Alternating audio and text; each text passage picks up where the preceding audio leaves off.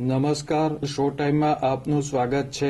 ભાવનગર શહેરમાં ચોમાસાનું આગમન થતાની સાથે જ છત્રી અને રેનકોટનું વેચાણ શરૂ થઈ ગયું છે।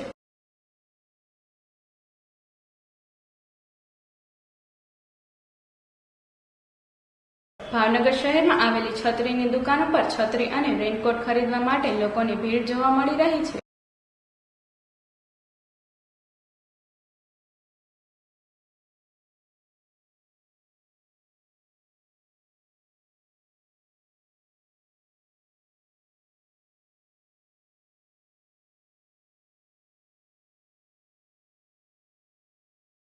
ભાવનગરમાં ₹50 થી લઈને 500 સુધીની છત્રી તેમજ ₹350 થી લઈને ₹2000 સુધીની કિંમતના રેનકોટનું વેચાણ થઈ રહ્યું છે।